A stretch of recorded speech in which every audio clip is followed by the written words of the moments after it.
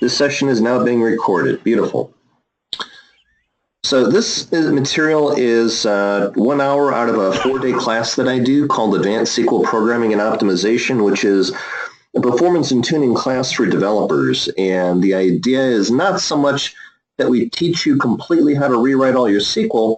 The idea is to teach you how to use the SQL better, how the optimizer works with different types of SQL, and how to figure out whether the optimizer is going to use your SQL well.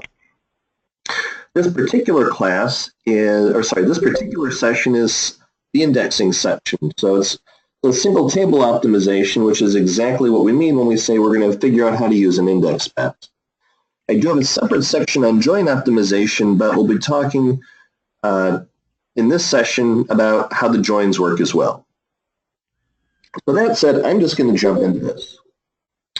Single table optimization or indexing. The topics include search arguments. So a search argument is the way that we, within a where clause, identify the columns that might help us restrict the rows that are coming back. So if I say where key is equal to 1, that is a search argument. It is column operator constant, and it limits the rows that are coming back to those where the rows have a particular key value. We'll also talk about improvising SARGs. Without a search argument, we're not going to be able to reduce the number of rows in play, and hence we'll generally not consider using an index. I say generally not, we will talk about exceptions. We will spend a good chunk of time on clustered versus non-clustered indexes. There is a lot of misinformation about the web on clustered versus non-clustered indexes. This class will tell the truth about it with a lowercase t, but we will talk about how to make good practical use of indexing. We'll also talk about ors versus ands. They have very different and interesting effects on the DBMS and how these SQL statements are processed. We'll talk about index covering, forcing index selection. We'll also talk about partition support. And while I'm on this topic, we're also going to talk about function-based indexes.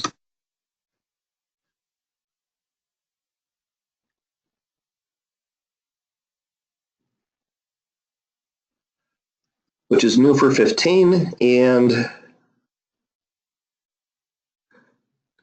which I think you'll all enjoy. So, the server has 3 basic approaches to resolving a query. The first is a table scan. The idea behind a table scan is we read all the pages in the table. The next is an index search. We have 3 basic types of indexes. We've got a clustered index, a non-clustered index, and a full text index. A full text index is out of scope for this presentation, and we will tell you everything you need to know about clustered and non-clustered indexes. Finally, we have an animal called a covered index search. A covered index search is a technique for treating the leaf level of a non-clustered index as if it is the data page of a clustered index.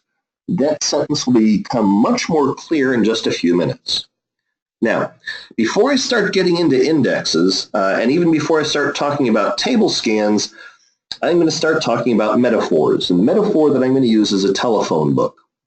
I'm hoping that everybody on the call is old enough to remember what a telephone book looks like. We don't tend to see them much anymore.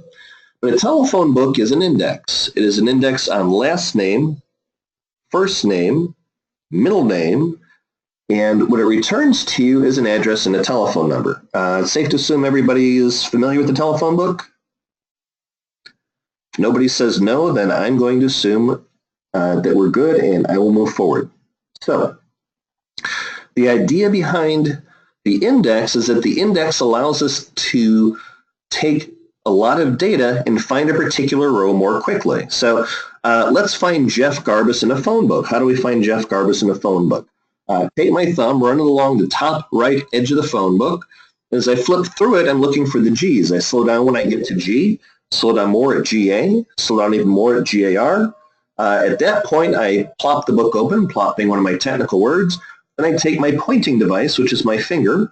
I run it down the page, and I look for Garbus. When I find Garbus, I take that pointing device, my finger, and move it over a column and start looking for Jeffrey. Once I find Jeffrey, I move my finger all the way to the right, which is to get the balance of information on that data page, and bring back the address and the telephone number.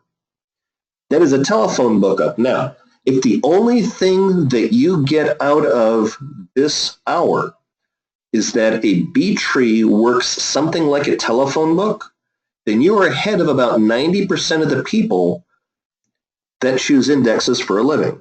So let's take that analogy a couple steps further. We're going to beat this analogy to death. So the first question I'm going to ask is, let's say we change the query around a little bit and ask the question, bring back all the Garbuses in the phone book. Well, I can take that same thumb, run it along the same top corner of the page, flip until I get to the GARs, take my same pointer device, scroll it down to the first Garbus, and guess what? I really don't care what's in the next column.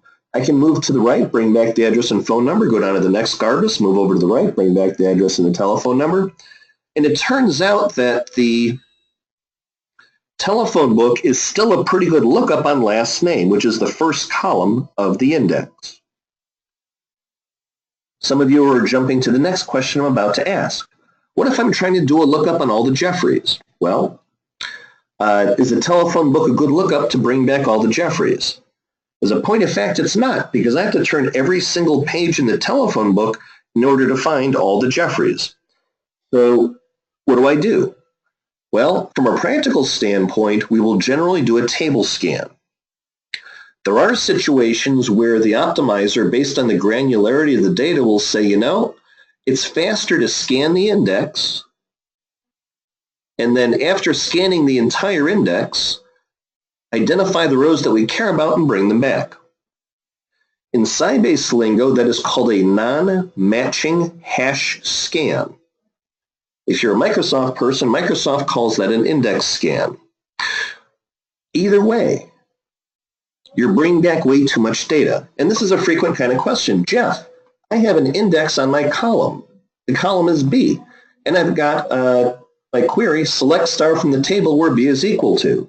But my index does not, my query does not use the index. Well, let me see your index. Well, the index is on A, B, C. It's not on B. And they say, yes, but B is in the index. And then I go back to my telephone book analogy. So spend a good bit of time thinking about that one, because that all by itself is going to help you with your index selection. Now, let's ask another question along the same lines. The index is last name, first name. Now, this is not because of Bond, James Bond, for all you Bond fans out there. There's another reason for it. Why do you think the telephone book is last name, first name? Well, if you think about the data, how many Garbuses are there in the phone book? The fact that you probably don't know any Garbuses might be a hint that there aren't going to be very many Garbuses in the phone book. How many Jeffreys are there in the telephone book? Well, I'd be shocked if you don't know another Jeffrey. As a result, we tend to make the assumption that there are more Jeffreys than there are Garbuses, which is in fact the case. What we tend to find is that the more granular the column, the more we want it in the front of the index. Well, why is that? Well, from a practical standpoint, if I'm doing a lookup and the first name is more granular to find Jeffrey Garbus, I've got to look through a lot more Jeffreys before I find the Garbus that I care about. As opposed to the last names of Garbus where, gee, I only have a couple of rows to look through, I might have tens of thousands of Jeffreys I've got to look through before I find Garbus. This is true with indexes as well. And we saw a good example of this in the code that we were looking at last week, where we had a couple of columns that had a single value that were in the front of the index. What that means is that index is going to be used very inefficiently because the first two columns are all the same, and you have to get to the third value in the index before you even can think about bringing back some unique amount of data. Very, very important. So if we think about that telephone book is a clustered index on last name because it is sorted on last name and the data is on the same page as the index. We'll do that again in a little bit. What if, though, we wanted to be able to do the lookup on bring me back to Jeffrey Garbuses, but I also wanted to ask bring me back all the Jeffreys. Now at that point, that telephone book is not a good usage, but we need it for that lookup. So what are we going to do? Well, what relational theory tells us to do is create another index. That will be our non-clustered index. And what that index is going to do is point to the entry in the clustered index. Why? Because that's where the data is. We don't want to take the data and store it twice. Then we've got to back it up twice, validate it twice, and also update it twice, and or delete it twice. As a result, we will tend to create that separate index, that non-clustered index. At this point, my analogy is pretty much beaten to death. If there are no questions, I'm going to start talking about the telephone book as it applies to ASE. So the first approach is the table scan. The idea behind the table scan is what makes the relational myth true. The relational myth is we don't tell the server how to get the data, we tell the server what data we want, and it magically comes back. Select star from the table where the key is equal to 1. We don't tell it how to get the data, we just tell it what data we want. The table scan guarantees that no matter what, we can always find a row of data. Now, if we've got 100 million rows of data, 500 million rows of data, as you have in some of your tables, we really don't want to start at the beginning and scan the entire table to get the data back. It's too inefficient. We'll talk about the alternatives in just a couple of minutes. The table scan itself does as follows. There is a table called sysindexes. In the sysindexes table, there is an entry for either the base table, which will be ID of 0, or the clustered index, which will have an ID of 1. Within that index will be the first page of the table. The table is stored as a list of linked pages, a linked list of pages. And from that page header, we can bring the first page back, check the page header. The page header will have a pointer to the next page. We can read that next page in, process it, then check the page header and bring in the next page. And we can repeat that process until the next page pointer is null, which means we haven't got one, which means we've hit the tail end of the page chain. Scans are expensive. Note that a scan can be planned even if the rest of the query is false. In this example, we're saying select star from the table where 1 is equal to 2. How often is 1 equal to 2? Not very often. So let's take a quick look at this. What we find is that if we look at the plan, the show plan output does show us a table scan. I'm not going to spend any time on this type of output. This is probably half an hour to an hour all by itself. The table scan output, as well as the show plan output, as well as the rest of this, which is the trace flag output, which gives us the rest of the information on how the data is managed by the optimizer. This is something that I do in my classes in case anybody wants to bring the class in. Now, from a practical standpoint, we'll find that we know how many rows are there, how many pages are there, and we can get the information out. We'll also find that even though the table scan is planned, for a situation like that where we have 1 equals 2, we will short circuit the results and skip the actual table scan. That type of trick, by the way, is relatively common. If you want to create an empty table, select star into the table from the source table where 1 is equal to 2, and presto, you've got a brand new table, same structure, no data. Now, as we are looking at the table scan, here's a table scan which is planned and executed. And this is a really interesting problem. I'm going to pause on this one for just a minute. First thing to point out is that an update can also do a table scan. So what we're seeing here is that with this update, we're going to do the table scan. Note that if you're going to be modifying an entire table, you will put a lock on the entire table. We will not do shared locks here.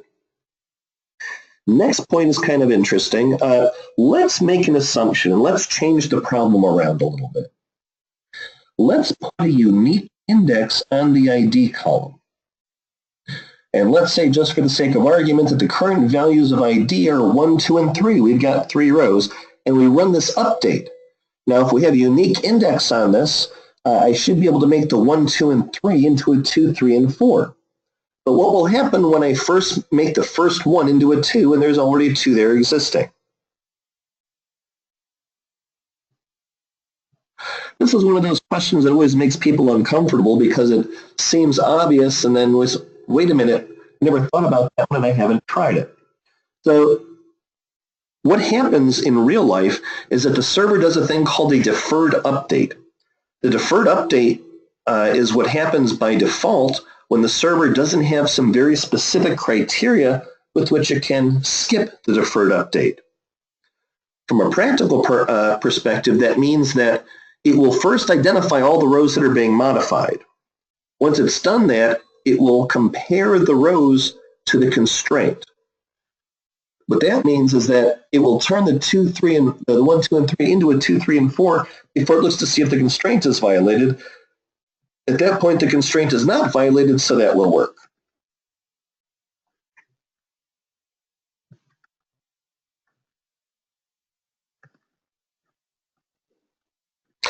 And yes, I will make this presentation available subsequently for those of you who want to look at all the individual components of the data or components of the slides, and we'll also have this presentation available to review for those folks who want to be able to do that.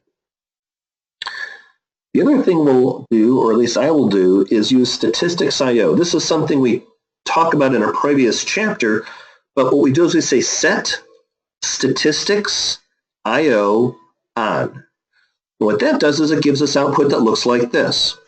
What this is telling us is that we're scanning the PTTX table. The logical reads are the number of page requests that it makes. So if whether the page is in memory or on the disk, we get a page request. The physical reads are the number of reads that it makes from the disk.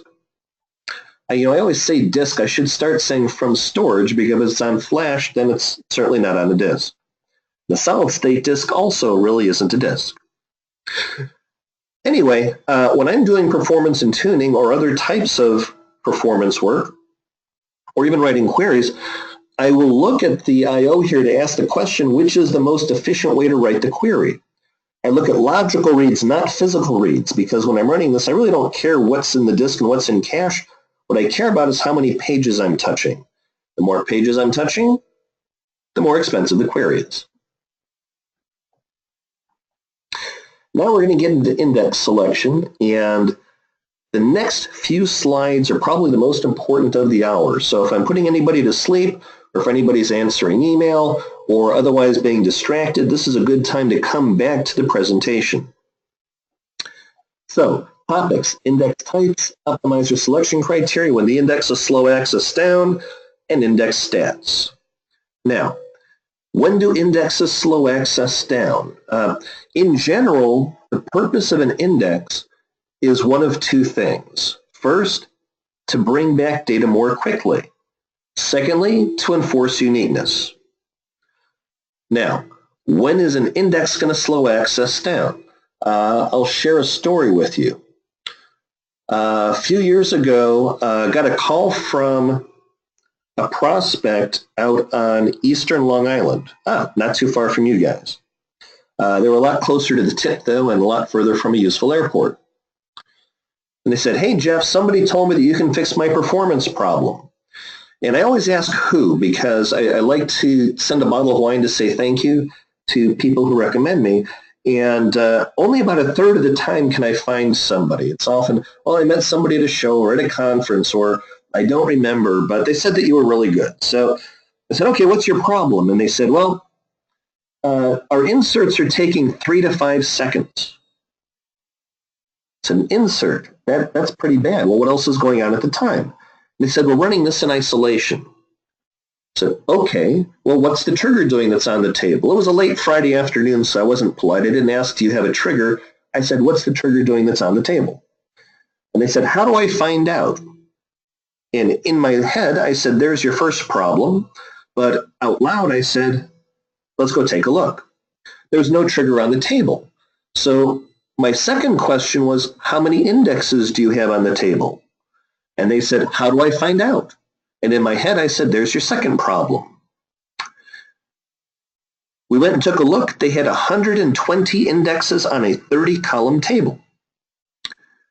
Out loud, I said, there's your problem.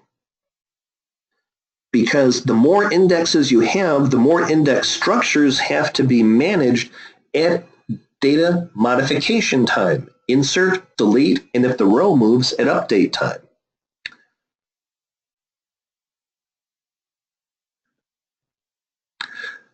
The server provides 3 types of indexes: clustered, non-clustered, and full text. We've already described the clustered as a telephone book with the data on the physical page. Note that we can only physically sort the data one way, and as a result, we can only have one clustered index on a table.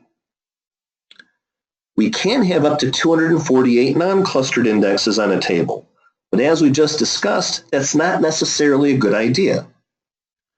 One of the questions I get frequently is, well, how many indexes can I put up there before I start getting into trouble?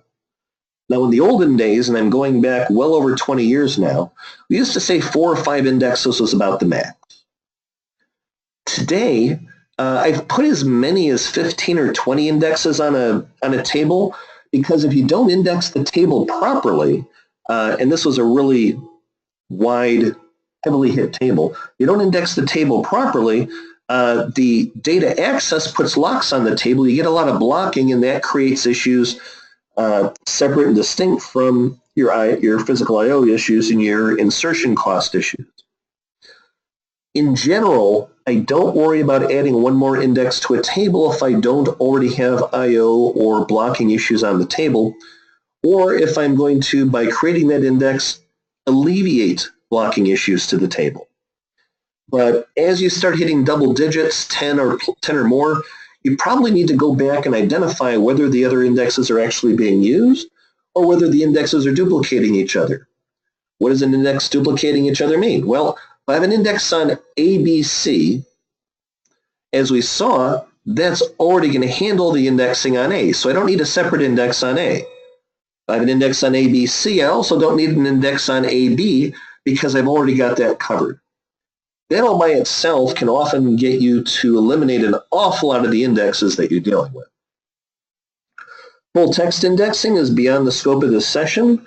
The idea behind the full text indexing is that you take the text of text-based columns and you say, you know what, I want to be able to search these. Well, searching these with straight SQL is inefficient because you effectively have to do table scans. In order to better access the full text indexing, what the full text does is effectively create an inverted file system in a separate file on the file system. With that separate file, what it does is it indexes every single word and allows you to ask very interesting questions. Like, I'll give you a specific example. We took medical journals and did full text indexing on the medical journals. We also did this on veterinary journals right around the time my cat got pregnant. And what I wanted to know was, when am I going to have to start giving away kittens? Well, what I did was I searched for the word gestation near the word cat, and I can use near as one of my operators with full text indexing. When I searched for gestation near cat, I got the gestation period of the common American house cat is approximately 9 weeks. At that point, since we could already see the cat was pregnant, I knew that within a couple of months, I was going to be looking for people to take kittens off my hands. Indexes are all balanced B-tree type structures. We will do this graphically in just a couple of minutes. An index may contain between 1 and 31 columns. Note that the wider the index gets, the more you should be thinking in terms of perhaps a separate key for the table. Note the total index entry width shouldn't exceed 600 bytes. As that entry gets wider, the index structures get deeper and the individual random row retrievals start to take longer. You can index text, image, and bit columns. However, it's generally not very useful. We'll talk why in a bit. In theory, indexes are maintained and used internally by the server. In practice, your DBA will reorganize the index on a periodic basis and maintain them manually. Note that you as an application programmer will generally not refer to specific indexes. We will talk about how you can do this later and why you don't want to.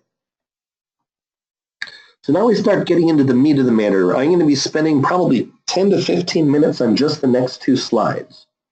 If I lose you at any point, please interrupt me and back me up. These are the really, really important concepts. They're going to help you pick the right indexes every time. I talk about the physical index structure because when you understand the physical index structure, it's really easy to figure out what the optimizer can and can't do with the indexes. First, we're going to start with the clustered index. This clustered index, see you later, this clustered index is on the column last name. What we first do is physically sort the data pages by last name. Now, we create the first set of intermediate pages. And note that because that data page is sorted, that really is the first level of our clustered index. Now, the next level of our clustered index, these intermediate pages, are created as follows. I take the first entry from the first data page, I move it into the intermediate page. I take the first entry from the next data page, I move it into the intermediate page. I continue doing that until I have an entry for every page that I've created and sorted. At that point, I've created my first intermediate level of index. Now, from there, I do exactly the same thing, and I keep creating levels until I have a level with only one page in it. That one page is the root page, and that should be the entry point for the data and the indexes about 99.9% of the time. Let's use this index to find somebody. I want to find Joe Baker. Well, Baker is between Albert and Jones. I follow the Albert pointer down. Baker is between Albert and Brown. I follow the Albert pointer down. Now I'm on the data page. Because the page I/O, even the logical I/O, is so much slower than everything else we do, that really is how we count our performance. How do we count the performance? Based on 3 page requests. Once we have the page, we really don't care whether we're scanning the page, doing a B-tree search on the page, or doing a lookup based on the row offset table on the bottom of the page. Cost for retrieving Joe Baker, 3 page requests. Now I'm going to come back to the non-clustered index, and I'll be bouncing back and forth between these 2 pages a bit. Because we can only physically sort the data one way, if I want to index on first name, I need to create a separate index structure. This will be a non-clustered index. The way I create a non-clustered index structure is I take the non-clustered column and I put it into the leaf page. Unlike the clustered index where I have an index per page, for the non-clustereds I have an index per row. Why? Because I need to bring back all the rows. This, by the way, might be one of the reasons that the clustered index is created so much faster, because the non-clustered structure is so small. Sorry, the clustered index is so small. So if I have 500 million rows of data, which you do, we're going to have 500 million entries in the leaf page, which after we create, we're going to sort. Note that I did not label anything leaf page on that clustered index because the data page is the leaf level of the clustered index. This leaf page is going to be set up differently from the intermediate pages, which you'll see in just a moment. But if you look vertically from where it says leaf page, we have the list of every single first name. One entry for every row of data. Now, once we have the leaf pages built, we build the intermediate page of the non-clustered index exactly the same as we built the intermediate page of the clustered index, which is to say, First entry to the first page, bring it into the next level. First entry to the next page, bring it to the next level. First entry to the next page, and continue until that level is filled. Then we keep filling levels until we are down to a single page, which is the root page, which is our entry point for the index. Now let's find somebody using the non-clustered index. I want all the Amy's. Well, I start at the root page. Amy is between Amy and George. I follow the Amy pointer down. Amy is between Amy and Bob. I follow the Amy pointer down. Now I'm on the leaf page. While I'm on the leaf page, I see two Amy's. I make a page request for the first Amy, then I make a page request for the second Amy. Here I'm about to make several really important points. First, the cost of bringing back two Amy's was 5 IOs. The cost of bringing back one Baker was 3 IOs. What is the cost of bringing back 50 Amy's? The cost of bringing back 50 Amy's is 1, 2, 3 index levels plus 50 page requests, so 53 page requests to bring back 3 Amy's. What's the cost of bringing back 3 Bakers? 1, 2, 3 IOs. On a good day, all the Bakers will be on the same data page. On a bad day, we'll read the next page to be 4 IOs, roughly 15 times faster. What if I've got 100 Amy's? 100 page requests versus 3 or 4 page requests. What we're seeing here is that for a range of data, or for multiple rows of data, the clustered index is dramatically faster. Let's take this thought process one step further. What if I'm performing a join? Most database design most database designs that you'll see in real life have a key in the table and they've got data. Let's say I'm joining from an invoice header to an invoice detail. The invoice header page will have an invoice header ID and then information about the invoice header. The invoice detail page will have an invoice detail ID, will have an invoice about the invoice detail row, and it will have a foreign key, which is the primary key of the invoice header table. If you don't have something similar in your shop, or rather, if you don't have something identical in your shop, I guarantee you have something similar. Now, after this lecture is done, what I want you to do is this. Ask yourself the question, when I'm asking for invoice details, am I usually asking for it by an invoice detail ID, or am I usually asking, give me all the invoice details for a header? I'm willing to bet that your answer is almost always give me all the invoice details for a header. Next question, how is the invoice detail page indexed? I will bet you whatever you like, sight unseen, that in the invoice detail table, you have a clustered index on the invoice detail ID, which is almost never used, and you'll have a non-clustered index on the invoice header ID, which is always used to bring back a range of data. Let's say that differently. If you've got 50 invoice details, then every time you're creating that invoice or showing that invoice, you've got 50 plus page requests to bring back the invoice details.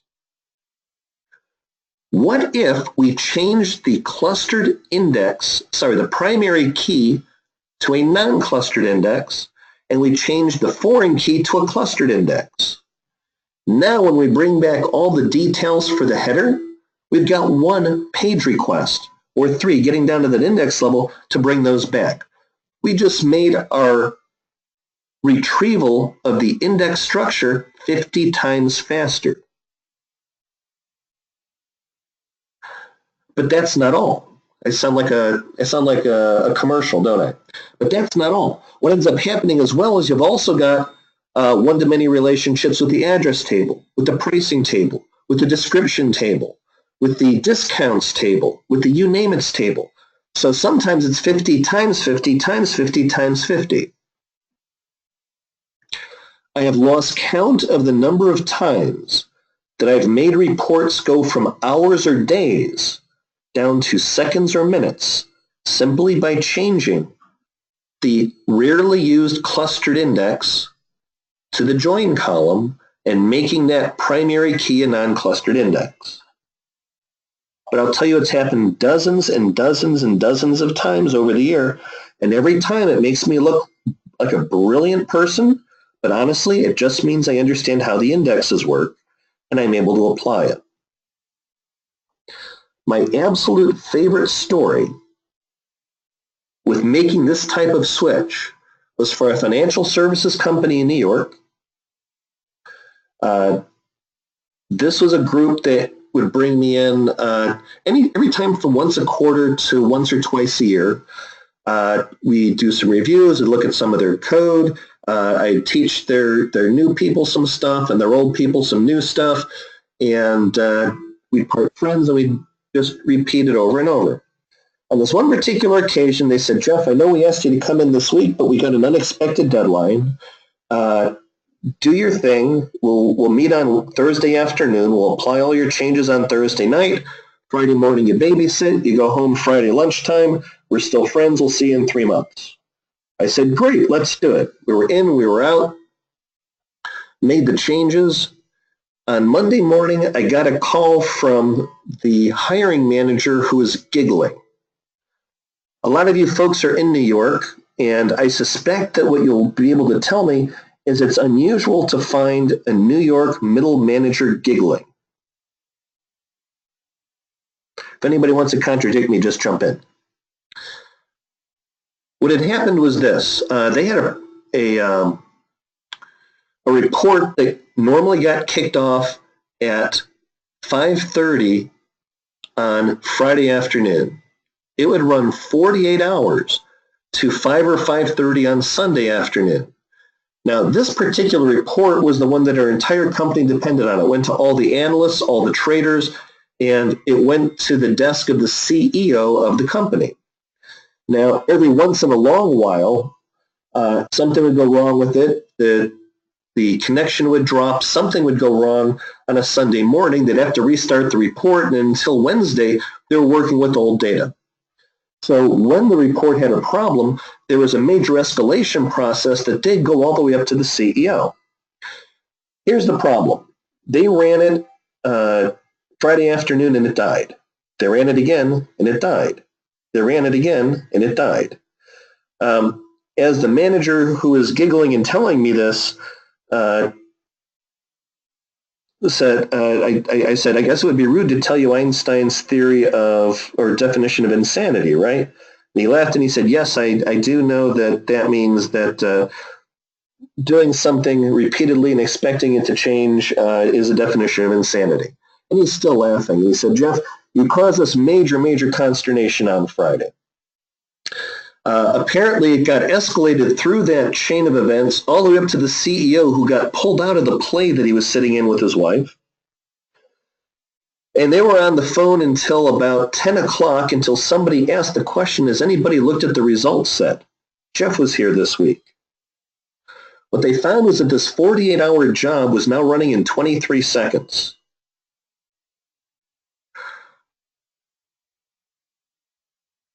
Had somebody looked, they would have saved the consternation, but at this point, they were so happy that they didn't care that they were pulled out of the play and up for a good chunk of the Friday night, because they were able to take this report that they really cared about and change it from a major thorn in their side to having the ability to do what-if analysis over the course of the week. This one trick, knowing where to put the clustered index versus the non-clustered index, is worth its weight in gold. I don't know how you would weigh the trick. Maybe I need a different metaphor for that one. But let's stay on that for just a couple minutes. We're going to stay on indexes for a bit. I'm going to come back here to the non-clustered index structure and talk a little bit about it. Now, let us ask a slightly different question. Rather than asking the question, bring back all the information for all the Amy's, let's ask the question, how many Amy's do I have? as we're looking at this index structure, one of the things that we should notice is that that leaf page looks remarkably like the data page of a clustered index, except it's narrower. We can use that leaf level of the non-clustered index as if it is the data page of the clustered index. Remember a little while ago I said that I would say that again and it would make a lot more sense? What index covering allows us to do is look at the leaf page, pull all the information off of there, and stop. This is the one time the non-clustered index will be faster than the clustered index, because whereas the data page might have 10 or 100 entries on it, the leaf page might have 50 or 1,000 entries on it. As a result, we can scan more pages in a shorter amount of time. We can also use it for additional join criteria. And the way we do that is we bring data, extra data from the data page into the leaf page. So let's say what I really want to do is bring back all the Amy's with the phone numbers. Well, what I can do is append the phone number to the index on first name, and now suddenly that leaf page still looks like the data page, and I can bring back first names with the phone numbers and not go off to the data page, which is a very expensive operation. Everybody with me so far? I'll assume yes unless somebody says no. All right, now let's take this to a little bit of an extreme and say this. Now we do not have a standard distribution of data. It's no longer a phone book. This is now a hotel registration system, and we're at an Amy convention. And it's a giant hotel. We have 1 million guests staying here, and half of them are Amy's. Now what happens if I want to bring back all the Amy's? Well, I go from the root page through the intermediate levels to the leaf page. I've got 500,000 entries, which means I need to make 500,000 data page requests. Well, let's ask a different question. You've got 2K pages there at Nielsen. What I want to be able to do is just table scan. Well, how many rows fit on a page?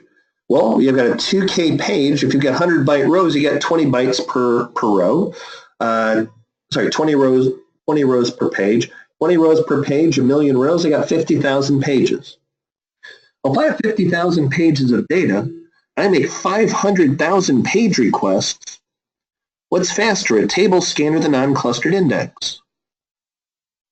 That's easy. It's faster to table scan 20,000 pages than it is to make a 500,000 page request by bouncing through the leaf flow. Now, this is a very common explanation for why the server is not using the index you pick.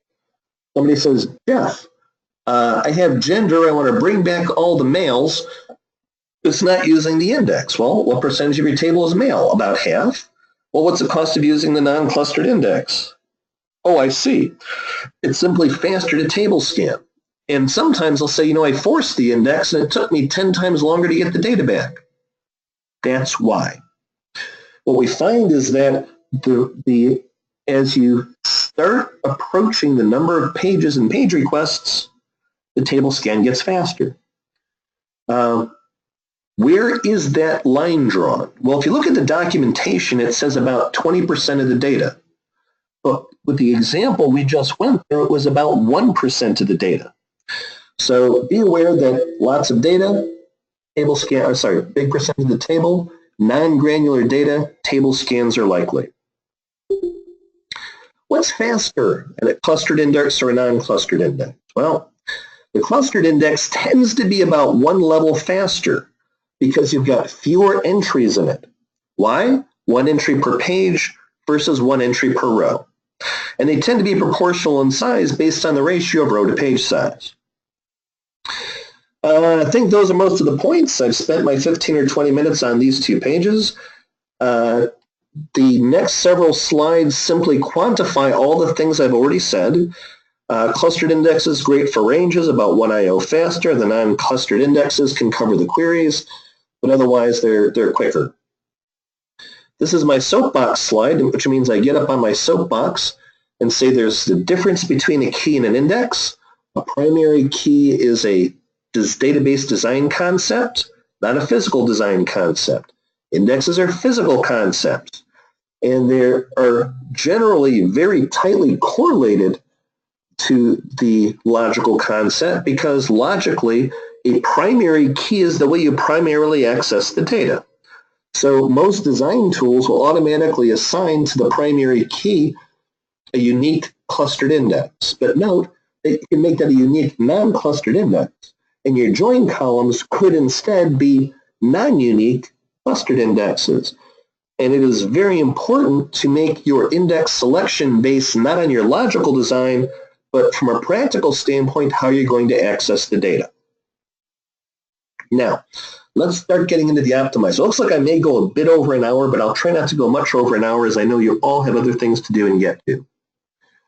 During the index selection phase of optimization, again, in another chapter, we talk about the phases of optimization. We identify which indexes match the where clause. Why? Because if I'm not restricting the rows based on an index, we might as well scan. We also estimate the number of rows returned and the number of page reads. 2 reasons. Because as the number of rows returned approaches the number of pages in the table, we lean toward the table scan. Also, that row-page ratio is going to help drive the join order selection. Now, an index needs to correspond with the search argument. A useful search argument, the useful index, will specify a boundary for the rows. Here we have where date of birth is between 3/3/1941 and 4/4/65. A couple of notes here. First, this is a search argument because we can syntactically break this up and say date of birth greater than or equal to 1941 and date of birth less than or equal to 4/4/65. A couple of syntactical points. First, notice that we say 1941 here and we don't specify 1965. We draw a line at the year 50. If it is less than 50, we assume 2000 and something. If it is greater than 50, we assume 19 something. So 33/41 would assume 2041. We do recommend 4-digit years. Next thing that I'd like to point out when I do this one. Let's say just for the sake of argument, that between 3/3/1941 and 4/4/65, we have 10,000 rows of data. What if I reverse these and say between 4/4/65 and 3/3/1941? Do I get those same 10,000 rows of data back? The answer is it depends on what version of SQL Server you're running or what version of ASC you're running. Very old releases, you would get the same result set back. Releases that were created since the ANSI 89 standard was put in place, you'll get an empty result set back. The second one, because between by now, definition now is greater than or equal to the first argument, less than or equal to the second argument. Note that if you want to use an index well, you must use at least the first column of that index. Refer back to the telephone book example. So as we're going through this list, create the indexes on last name, first name. This is your telephone book lookup. Let's look at each of the examples. Select from the table where the first name is Jim and the last name is Smith. Well, it doesn't really matter what order things are in your where clause. It matters what order things are in the index, and this index was made for this lookup. Second one, select from authors where the first name is equal to Jim. This index is not ideal for that lookup. Why? Because we would have to scan the entire index. Third one, a little on the tricky side. Select from authors where the last name is Smith or the first name is equal to Jim. Here, because you would need to do a separate lookup to bring back all the Smiths versus another one to bring back all the Jims, you actually need 2 indexes. Because you don't have to look up for the Jim, it's going to table scan and filter after you've done the table scan. Now, when do we choose the indexes? Well, clustered's great for ranges of values, for sort columns, sequentially asked columns, join columns, and we do recommend static columns because if the row moves, it's going to be a little expensive. Non-clustered, well, if you can't, clustered's already used, you're kind of stuck. And remember index covering. Again, with index covering, the point is that if the column is in the leaf page, we can treat the leaf page of the non-clustered index as if it is the data page of the clustered index. Here's a couple more examples. I'm going to give you 30 seconds to take a look at these and think through them. Ready, set, go.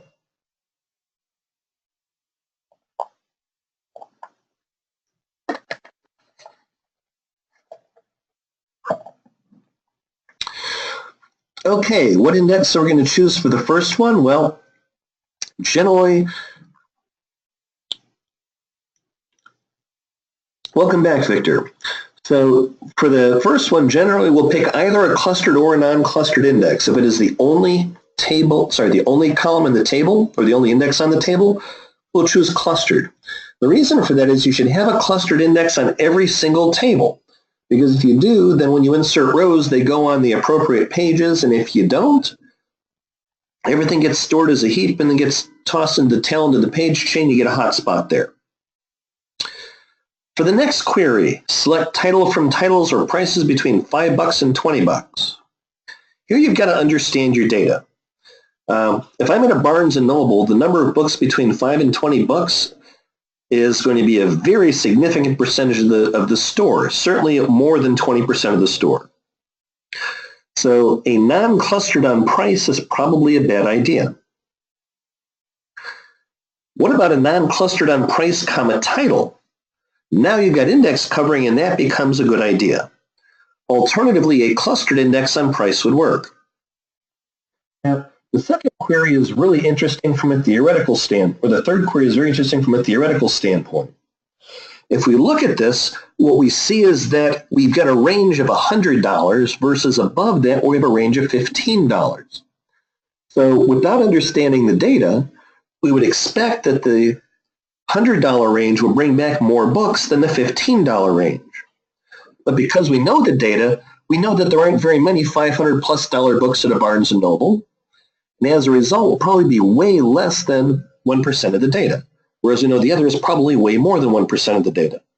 So if the third range, the second range for prices is there, that non-clustered index will help. So one of the things you need to think about as you're choosing indexes is the granularity of the data and the likelihood of the data to shift.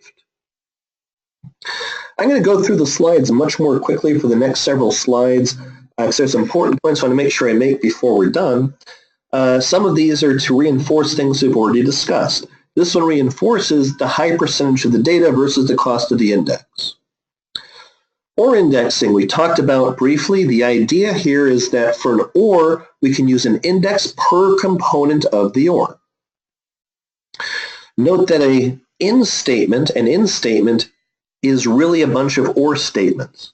So last name equals Smith, or last name equals Jones, or last name is not available. The OR strategy is you basically got three approaches to resolving an OR. The first is a table scan. You can do the table scan if you don't have a matching index for one of the components, or if all of the I/O for all the components is going to add up to more than table scan. You've also got a possibility of doing a multiple match index. The multiple match index is along the lines of bring back everybody if they live in Kansas or Utah or Idaho. Well, at that point, we know that we're not getting duplications, and this is also a good point where we can go out and perform things in parallel, which is kind of cool.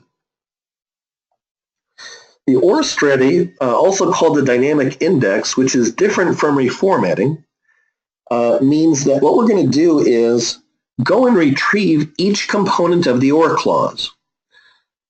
Let's say we're going after all the Jeffs and all the Garbuses in the phone book. Well, we know there's at least one duplicate because Jeff Garbus is going to be there. The idea behind this dynamic index is to eliminate the duplicates. So we bring back all the list of row IDs which correspond to the values, and we make a separate page request after we have unioned together all the row IDs, eliminated the duplicates. So keep in mind that an OR can be kind of expensive. Next few slides talk again about index covering. Composite indexes. I'm going to slow down again for a minute.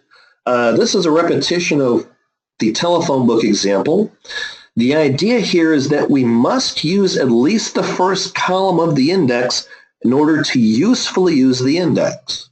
You may instead use that non-matching hash scan. I have a request from Aditya to keep going to finish all the slides. Yeah, I can keep going. So this gives me the ability to get through the partitioning. I think I can do it in the next 15 or 20 minutes. So we'll see how the timing goes. So composite versus many indexes. Each additional index impacts update performance. So we want to keep the number of indexes lower if we can. In order to select the appropriate indexes, we need to know how many the optimizer will use. So the short version is the optimizer, if you have an AND, will use one index per table. If you have an OR, it will use one index per component of the OR. So as we're looking at this example, what we see is that we have an AND, so we really want an index on type, comma, price. So individual index is not as useful as that composite index or compound index. What about an index which also gives you the information on the, covering on the pub ID, title, and notes? My pick would generally be a clustered index for this, because you tend to find that between pub ID, title, and notes, that non-clustered index may be almost as wide as the table all by itself. Now, is the index itself going to be useful? One of the things that we find is that sometimes we want to do a table scan instead of use the index. Well, how do we know? How do we know we're going after 1% of the table, or 50% of the table, or a 20th of the table? At index creation time, the optimizer creates a statistics page or histogram. And that histogram describes the organization of the data on the page. That histogram is kept up to date by the optimizer, by the DBA, when the DBA doesn't update statistics. Now, if you create the table and then create the index, you have an empty table with an index on it. Note that when you create that index, you're not going to have any stats available. If you subsequently load the data, the optimizer will not, as a matter of course, update that. So you might not have stats available if you do things in that sequence. If the stats are not available, or if there's a reason the optimizer can't use them. For example, instead of where column operator constant, you have where column operator function. If there's an index it might use, it will estimate the number of rows to return. How does it estimate the number of rows to return? Well, for an equality, it estimates it's going to hit 10%. So guess what? I'm likely to use a non-clustered index. For a closed range search, like a between, it estimates 25%. For an open range search, it estimates 33%. So if you're ever looking at the internal optimizer statistics and you see any of those three numbers, chances are it's using an estimated number, and you've got a data type mismatch or some other problem within the scope of your query. We've talked about improvising SARGs. We've talked about when the steps are not being used. Row estimates and density. This is more for join purposes or to figure out how selective the index is. We do store density information per column. Estimating logical I/O. This is a matter of estimating how many page requests we're going to make. So how many levels do we have in the index, and how many rows are coming back for the range of data we've got. We've talked about the data distribution. We've talked about the index statistics. This, by the way, is the recommended approach for updating statistics today. Your DBAs are aware of this. We've talked to them about it, so don't worry about it. We do an update index statistics now instead of a straight update statistics. It's kept in the statistics table, and you can look at the organization of the statistics. So next topic, when to force index selection. And my recommendation is don't force index selection. In general, if you find yourself having to force index selection, you'll either have out-of-date statistics, or another problem with your query, I recommend you go talk to the DBAs about it. If those two things aren't the case, it may be that you have found an optimizer bug. If you found an optimizer bug, report it to SAP. This is one of the things that they will fix quickly and incorporate into a rollup. The other problem with forcing indexes is that when the optimizer learns a new trick, you may not be able to take advantage of it because you're forcing an index which isn't appropriate for that. When it does come time to force the index, the syntax is slightly different from the SQL Server syntax. It's open paren, keyword index, name of the index. Now, if you've got some really old code, and you do have some really old code there, you may find open paren and a number, an integer, and a close paren, which is the index ID. Keep in mind that if you drop and recreate indexes, those index IDs may change. As a result, we strongly recommend that if you are going to force the index, that you do use the index name. Now, you do not have semantic partitioning there. However, semantic partitioning is something that you are considering, so I'm going to spend a little bit of time talking about indexes with the semantic partitioning. So the idea behind the semantic partitioning is that you can specify how to reorganize the data potentially across multiple segments. Note that a segment is different from a fragment. The documentation sometimes gets it wrong, but a fragment is a chunk of storage allocated on a device, which is something defined by your DBAs, and a segment is all of the storage associated on that device for the database. So all of the fragments, and a segment can expand to multiple devices. So with semantic partitioning, what I can do is specify that some devices are that some portions of a table are going out to different segments. So I partition the table, I put the partitions on segments, and I spread everything out. Now, in these days of SANS, you might think that that's not as useful as it was before. However, as we get into indexing shortly, you'll see that it becomes very, very interesting. So right now we have 4 approaches to partitioning. One is a hash, one is a list. Hash is used occasionally. List is for things like, I want California and New York and Texas here because they're very populated. I want the rest of the states over there. We also have range partitioning along the lines of, well, I want all the data from 1975 to 2000 in this database, from 2001 to 2010 in this other database, and all the current information in the third database. So I said databases, I should have said partitions.